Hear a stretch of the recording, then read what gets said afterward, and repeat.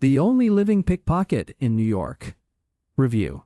John Turturro will steal your heart in Noah Segan's elegantly tender character study. A melancholic affection for New York City permeates writer-director Noah Segan's nostalgia-powered The Only Living Pickpocket in New York, a minurky character study that quietly mourns a bygone era when life was analog and so were its criminals. Bookended by two pitch-perfect needle drops that signify every New Yorker's complex emotions about their city LCD sound systems, New York, I love you, but you're bringing me down, and the Bobby Short version of I happen to like New York, longtime actor Segan's sophomore feature feels like a warm embrace in defiance of an increasingly cold world that has lost its manners along with the tactile elements worth holding on to. Often accompanied by a groovy 70s style score of the Lalo Schifrin jazz funk variety, the 60-something Bronx man Harry is certainly trying his darndest to maintain some semblance of that past. Played by John Turturro, in a mesmerizingly tender performance, Harry lovingly cares for his disabled nonverbal wife Rosie Karina Aroyev and wrestles his way through the stuffed subway cars of the Big Apple in search of cash and valuables to lift as a pickpocket with old-school skills, while being increasingly confronted by harsh contemporary realities where an average person no longer carries cash or wears heirloom timepieces. The most Harry can swipe these days is a slim wallet here,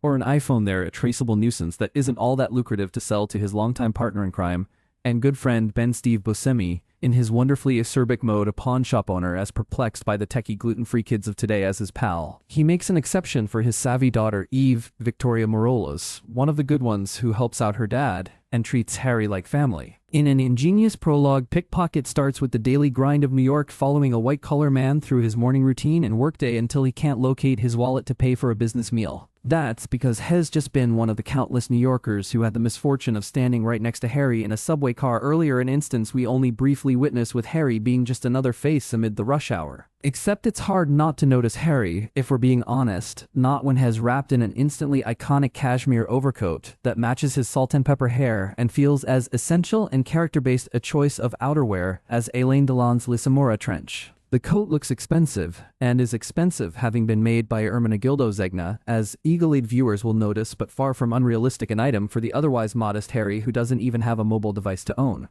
That's because Harry believes in things that last. As such, the coat invites us to imagine that has owned and cared for it for some time. Plus, investing in good clothes isn't a bad idea for a street thief like Harry who should want to evade suspicion. He hasn't always been successful at dodging trouble, that much we pick up from his close relationship with Detective Alan Warren Giancarlo Esposito in A Gently Pensive Register. Soon enough, Harry messes with the wrong sort, stealing from a wealthy and well-connected Gen Z kid from a shady crime family, not that he realizes it at the time. He is the flashy Dylan and impressive Will Price, comically dressed in an overpriced and oversized tracksuit versus Harry's old-world elegance. It doesn't take long for him to figure out Harry's whereabouts once Harry and Ben naively plug in the USB card Harry finds in Dylan's wallet. Harry is so clueless about these technological advancements that he can't even spell USB properly, the kind of comedic flourish Segan script leans into. Once cornered, Harry has no choice but to retrieve the card. He might not be able to save his own life, but he can save his wife's. Harry's trek across all 5 boroughs of New York City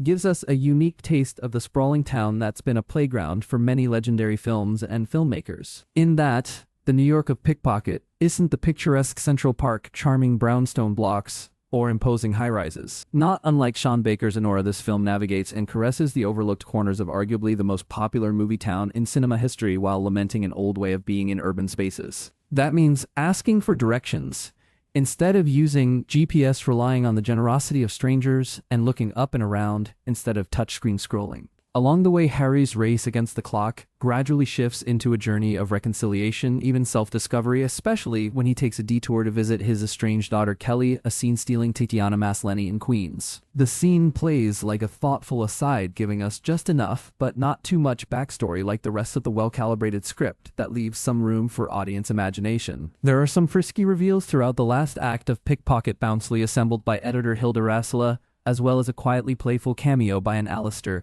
as the formidable matriarch of Dylan's family. But across all of its humor-filled touches, Pickpocket mostly preserves its bittersweet, gloomy tone across its economic runtime, a temperament matched by Sam Levy's beautifully elegiac cinematography. It's the kind of unapologetically local love letter to the Big Apple and its illustrious denizens that New York deserves.